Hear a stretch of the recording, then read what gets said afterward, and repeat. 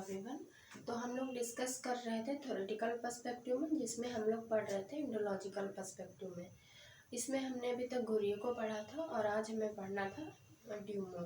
तो लुईस ड्यूमो के बारे में आप सभी लोग जानते होंगे कि इनका इंडियन कास्ट सिस्टम पे काम है, पर क्या क्या मुख्य पॉइंट है उन पर हम डिस्कस कर लेते हैं। तो स्टार्ट करते हैं इनके बर्थ से। इनका बर्थ कब हुआ था? 1911 में, 1911 में, और इनकी डेथ कब हुई थी? 1998 में। तो 1911 में जन्म हुआ था और 1998 में इनकी डेथ हुई थी।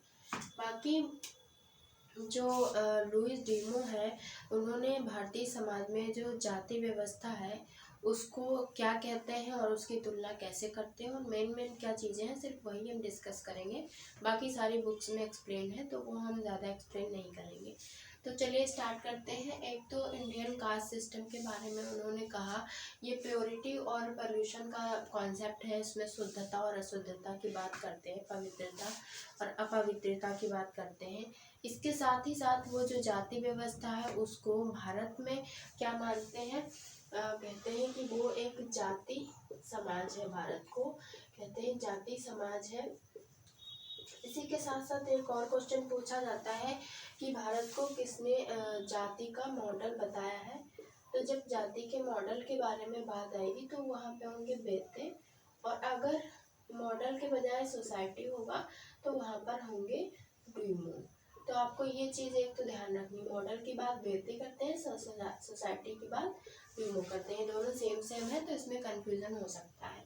इसके बाद जब हम बात करते हैं कि वो कास्ट सिस्टम में और क्या बात करते हैं, तो वो कहते हैं भारत में जो जाति व्यवस्था है वो व्यक्तियों के मस्तिष्क में गहराई से बैठ गई, यानी दिमाग में बैठ गई है, जो कभी नहीं निकल सकती। सब लोग ये सोचते हैं कि ये इस जाति के हैं तो वैसे होंगे, वो उस जाति के हैं तो वैसे होंगे। तो इसको वो क्या मानते हैं? साइकोलॉजिकल फेनोमेना मानते हैं। कहते हैं ये एक मनोवैज्ञानिक इम्पोर्टेंट की पॉइंट जो है उनको नोट करते चलिए ताकि कंफ्यूजन ना हो। मनोवैज्ञानिक प्रघटना, तो ये जाति को क्या मानते हैं? मनोवैज्ञानिक प्रघटना मानते हैं। और इसी के साथ साथ कहते हैं ये हिंदू समाज में व्यक्ति के मस्तिष्क में गहराई से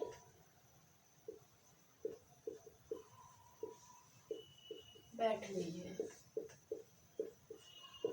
तो ये क्वेश्चन पूछा भी जाता है कि ऐसा किसने बोला है, तो उसमें होंगे ड्यूमो। गहराई से बैठ गई है, तो व्यक्ति के मस्तिष्क में गहराई से बैठ गई है, जो अब निकलना मुश्किल है। और ये एक मनोवैज्ञानिक प्रघटना है। ऐसा कौन बोलते हैं? लुई ड्यूमो बोलते हैं। ठीक है। उसके बाद हम बात करते हैं इंडियन सोसाइटी में उन्होंने क्या बोला है। जो भारतीय समाज है उसमें जो जाति व्यवस्था है उसकी तुलना वो किससे करते हैं? एक प्याज से करते हैं। प्याज से क्यों करते हैं? क्योंकि जैसे प्याज में एक दूसरे के ऊपर कई लेयर्स होती हैं, ऐसे ही भारतीय समाज में जो जाति व्यवस्था है उसमें भी कई लेयर्स हैं। जाति में भी कोई ऊपर है कोई नीचे है। जैसे प्याज में सबसे अंदर ये छिलका हुआ, फिर ये हुआ, फिर ये हुआ, तो इसी तरह जाति में भी कई लेयर्स हैं। एक ये हो गई, एक ये हो गई, एक ये हो गई, एक ये हो गई। तो कास्ट के अंदर भी बहुत सारी कास्ट है, और ये क्या है? ऊपर नीचे है। तो इस तरह से एक हायरार्की का सिस्टम बना हुआ है। जाति व्यवस्था में एक संस्तरण की भावना पाई जाती है। ऐसा कौन बोलता है? ऐसा लुई ड्यूमो बोलते हैं। और ये पूछा भी जाता है कि इन्होंने जाति की तुलना किससे की, तो प्याज से की है। ये इतना आपको याद रखना है। एक तो समाज, जाति समाज बताते हैं, दूसरा मनोवैज्ञानिक प्रघटना मानते हैं, तीसरा जाति मनुष्य के मस्तिष्क में गहराई से बैठ गई है, ये आपको याद करना है। और तीसरा चौथा कि वो प्याज से इसकी तुलना करते हैं। यहाँ तक क्लियर हो गया। चलिए आगे बढ़ते हैं। इन्होंने इंडियन सोसाइटी में और उसको क्या किया? प्योरिटी और पोल्यूशन का एक सिद्धांत दिया है अपना, पवित्रता और अपवित्रता का। तो जो जातियों में माना जाता है कि अगर आपने उनको टच कर लिया तो आप पवित्र हो गए हैं, वो उस चीज़ की बात करते हैं कि जो छुआछूत की भावना है वो जाति व्यवस्था की वजह से आ रही है। उसमें इन्होंने दो चीज़ें बताई हैं, एक है इनकम्पासिंग और दूसरा है इनकम्पास्ड। इसमें क्या कहते हैं? ये कॉन्सेप्ट पूछा जाता है इनकम्पासिंग और इनकम्पास्ड। इसमें जो हायर, जो ऊपर है, जातियाँ उनको इनकम्पासिंग कहा है, और जो जातियाँ उनको फॉलो कर रही हैं, मतलब जो नीचे हैं, उनको इनकम्पास्ड कहा है। और ये कहा है कि जो ये इस तरह से जो जाति व्यवस्था है, जो निचली जातियाँ हैं वो अपने ऊपर की जातियों से सुरक्षा लेती रहती हैं और उनसे हेल्प प्राप्त करती रहती हैं, और ऐसा मानते हैं वो लोग कि हमारी जो रक्षा कर रहे हैं वो ऊपर वाले जातियों वाले कर रहे हैं। तो इस तरह से इनको इनकम्पासिंग और इनकम्पास्ड का कॉन्सेप्ट देकर समझाया है जाति व्यवस्था में। तो ये भी इम्पोर्टेंट कॉन्सेप्ट है आपका, ये भी पूछा जा सकता है। उसके बाद इनका एक फेमस कोटेशन पूछा जाता है, वो मैंने शॉर्टकट में लिखा है। इन्होंने कहा है कि जो जाति व्यवस्था का अध्ययन करने के बाद इन्होंने अपना एक निष्कर्ष निकाला, उसमें इन्होंने कहा है कि जाति व्यवस्था में परिवर्तन हो रहा है, लेकिन जाति व्यवस्था का परिवर्तन नहीं हो रहा है। तो ये बहुत माइनर सा डिफरेंस है कि जो व्यवस्था जो आपके जो इंडियन सोसाइटी है उसमें हो रहा है, मतलब चेंज इन इंडियन सोसाइटी हो रहा है, लेकिन चेंज ऑफ इंडियन सोसाइटी नहीं हो रहा है। तो ये आपको कोटेशन लर्न कर लेना है कि भारत में जो समाज है, उस समाज व्यवस्था है, उसमें परिवर्तन हो रहा है, लेकिन भारतीय समाज का परिवर्तन नहीं हो रहा है। ऐसा किसने बोला है? तो ड्यूबो ने बोला है। और ये कोटेशन भी पूछा जाता है। तो ये दो कोटेशन इनके इम्पोर्टेंट है। एक तो मस्तिष्क में बैठ गई है, साइकोलॉजिकल फेनोमेना है। दूसरा, भारतीय समाज में परिवर्तन हो रहा है, लेकिन भारतीय समाज का परिवर्तन नहीं हो रहा है। प्योरिटी पॉल्यूशन की बात की है। इनकम्पासिंग इनकम्पास्ड कहा है। और जाति की तुलना प्यास से की है इन्होंने।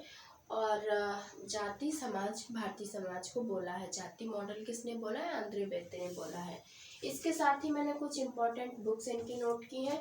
Hierarchy and marriage alliance in kinship, ये आपकी पब्लिश हुई थी 1954 में। तो आप हायरार्की से कर सकते हैं, hierarchy and marriage alliance in social kinship. और 1954 में, आप ईयर पे ज़्यादा फोकस करिए क्योंकि ईयर बहुत ज़्यादा पूछे जा रहे हैं। तो अलायंस वाली जो बुक थी वो 1954 में थी। मेनली आप हायरार्की से याद करेंगे तो भी आपको हो जाएगा। फिर है होमो हायरार्कस, तो इसमें भी आप हायरार्की से कर सकते हैं। ये आपकी हुई थी 1970 में पब्लिश। जो ये वाली बुक है ये अभी तक नहीं पूछी गई है, religion politics and history in India, ये बुक आपकी नहीं पूछी गई है। तो ये 1971 में पब्लिश हुई थी, religion politics and history in India. तो धर्म और राजनीति और इतिहास के बारे में भी इनकी एक बुक है। एसे ऑन इंडिविजुअलिज्म तो पूछी जाती है, 1986 में पब्लिश हुई है। ये तो पूछी जाती है, पर ये वाली बुक नहीं पूछी गई है। तो आप ये भी याद रखिएगा कि रिलीजन पॉलिटिक्स और हिस्ट्री पे भी एक ड्यूमो की बुक थी। तो ये इम्पोर्टेंट चीज़ें थी, तो मैंने आपके साथ डिस्कस की। बाकी डिटेल्ड इन्फॉर्मेशन आपकी बुक्स में मिलेगी, जिसका सार यही है, मेन क्वेश्चंस यहीं से पूछे जाएंगे। तो अगर आपको ये इतने अच्छे से लर्न हो गया तो फिर आपको ज़्यादा प्रॉब्लम नहीं होगी, आप इसको अच्छे से समझ सकते हैं। कोई दिक्कत हो तो आप बता सकते हैं। इसमें ये इम्पोर्टेंट क्वेश्चन है कि जाति समाज किसने बोला? वो घुरी बोलते हैं। और जाति मॉडल कौन बोलता है? सॉरी, ड्यूमो बोलते हैं। और जाति मॉडल कौन बोलता है? बेत्ते बोलते हैं। तो ये आपको इतना याद रखना है, और वो तो समझ में आ गया होगा। अगर कोई डाउट है तो आप हमें कमेंट्स में बता सकते हैं, या फिर कुछ और पढ़ना है तो वो भी आप बता सकते हैं। बाकी हम इस सीक्वेंस में पढ़ेंगे। इसके बाद हम पढ़ेंगे स्ट्रक्चरल फंक्शनल पर्सपेक्टिव, और जो भी इम्पोर्टेंट पर्सपेक्टिव है उनको लाइन बाय लाइन कवर करने की कोशिश करेंगे। Thank you for watching the video.